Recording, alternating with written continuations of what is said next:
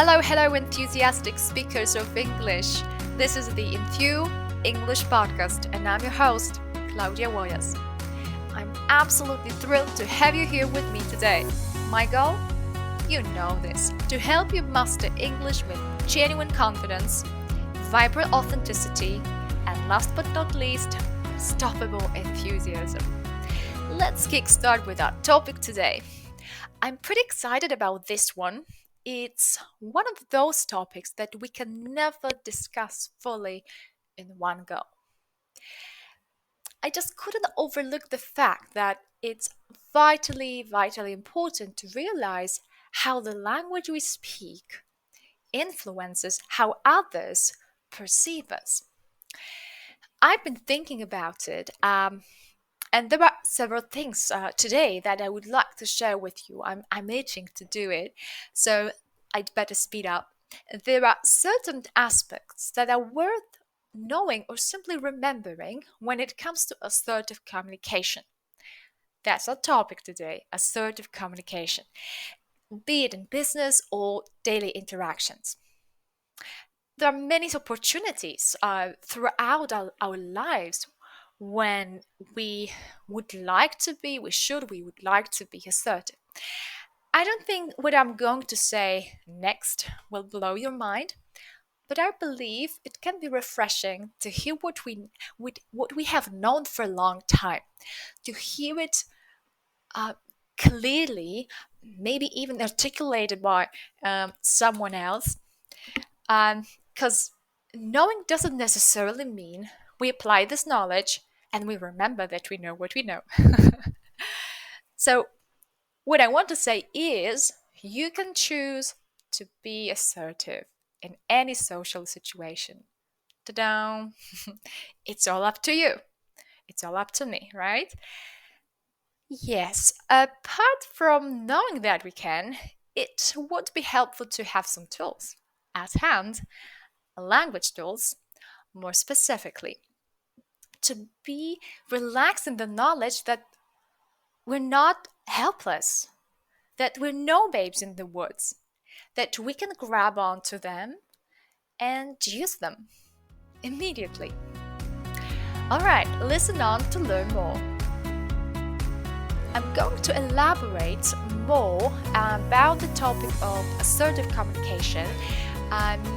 This is largely inspired by one of the books on assertiveness training that I read. As we go, I'll be throwing in my own 2 cents and practical tips to make it all more relatable to you.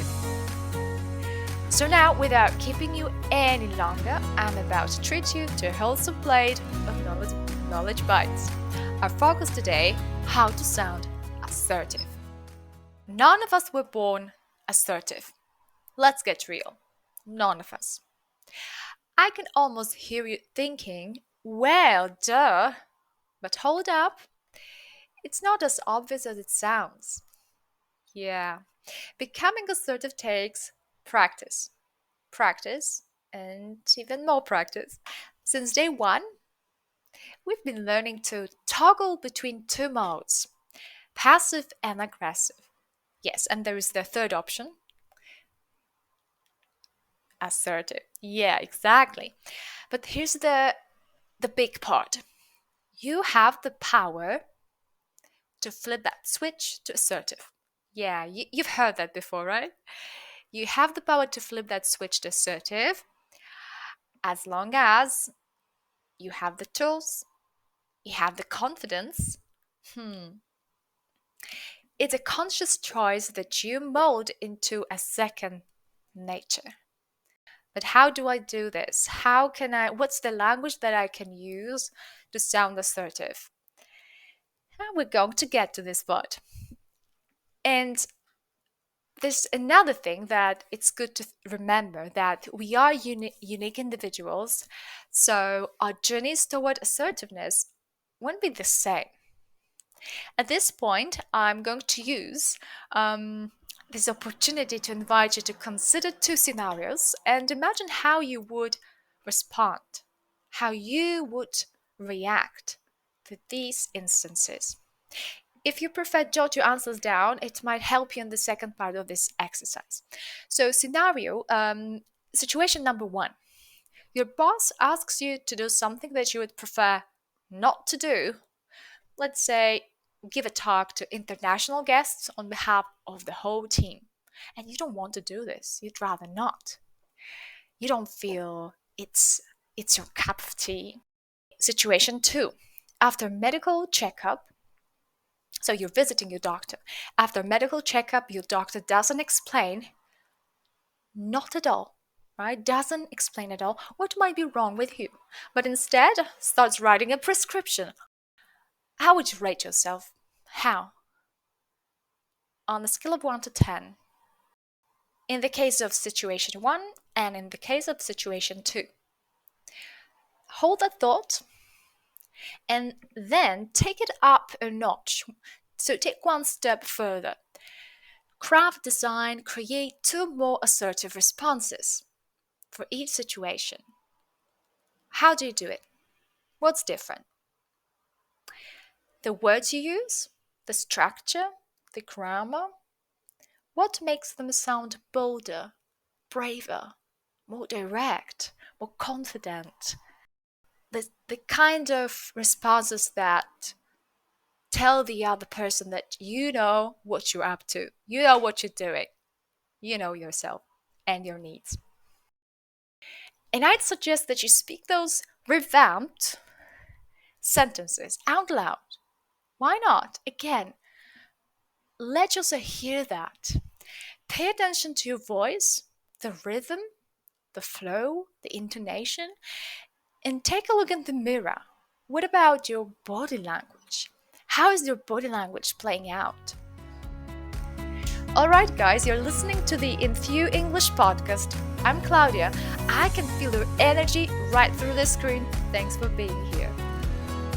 And here's my invitation for you to join me in a full-blown conversation lesson that explores the topic how to talk to your boss and what I wish I could tell my boss. There's a lot of grammar practice related to the I wish structure and handy phrases to use in your next conversation when you need to show your assertiveness, especially in some communication, direct communication with your boss. And the lesson topics are part of my new business English course. Check it out in the links below. Now, back to our topic. In this part of the episode, I'm going to share with you how you can use grammar to help you sound more assertive. Grammar. Yes, we're going to focus on grammar. Speaking of grammar, let's get cozy with it.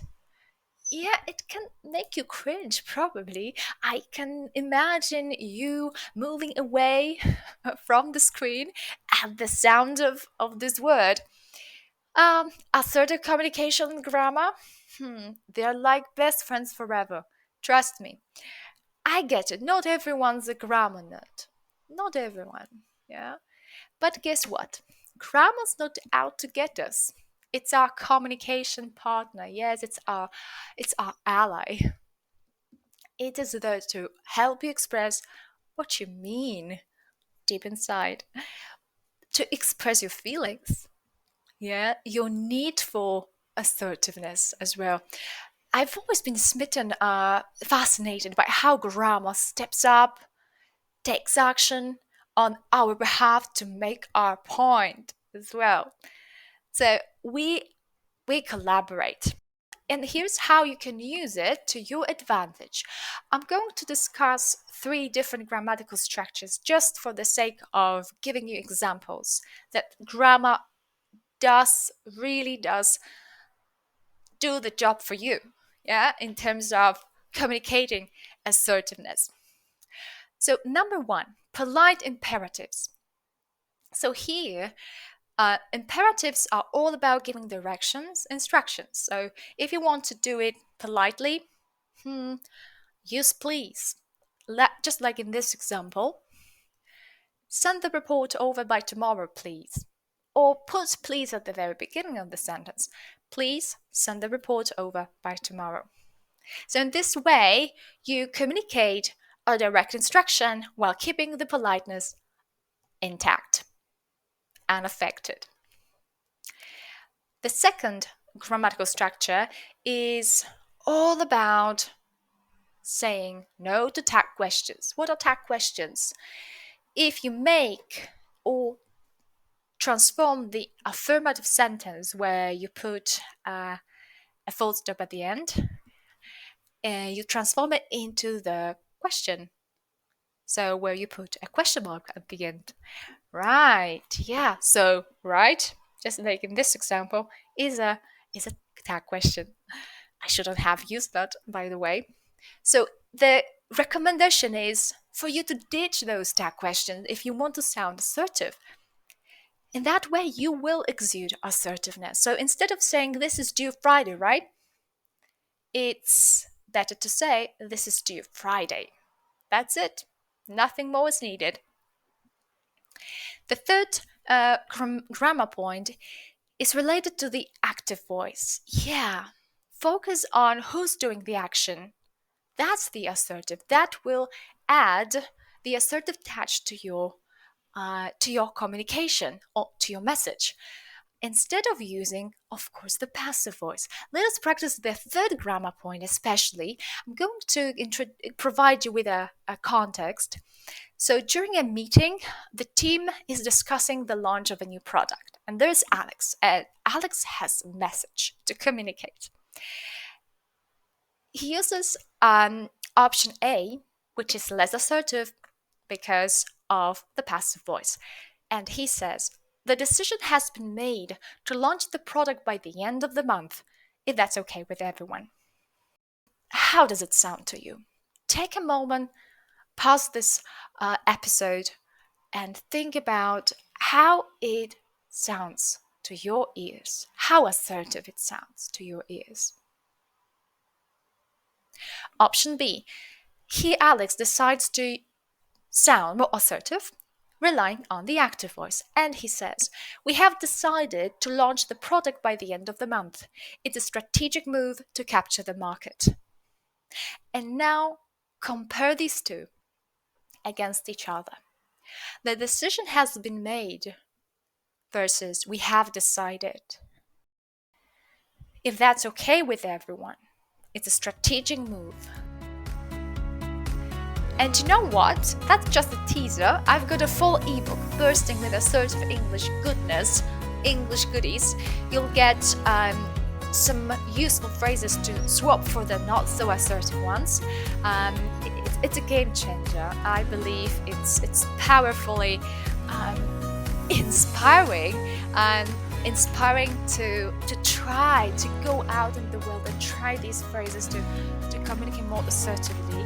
And even if you're not going to do it right away in some high-stakes situations, some highly stressful situations that, the kind of situations that when you make a mistake, you might suffer terrible consequences. No, just test it out, experiment, rely on your friends, and practice them. If you're feeling up for the challenge, come join me for a deep dive into assertive communication. We'll decode 10 power-packed introductory phrases, toss in real-life scenarios, and even sneak in some savvy grammar points. Let's turn to reflection questions. There's always so much more to discuss and cover, but no learning is as meaningful, powerful as when you give it some thought. So here are my 3 questions for you to reflect on. Question number 1. What are you taking away from this episode? And here, whatever comes to your mind first will do. Can you think of any situations where you could use the phrases from today's episode? Where do you think you could immediately use them? What steps would you like to take to exude assertiveness, which really, really matters? And that's a wrap, folks. Thanks for hanging out with me on the Enthu English Podcast. Please stay tuned.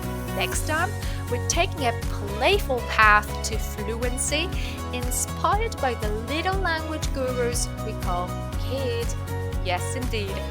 Oh, and before I sign off, if you're craving English lessons, dished out with a hearty dose of enthusiasm, hit me up. Until next time, keep that English fire burning. Bye bye.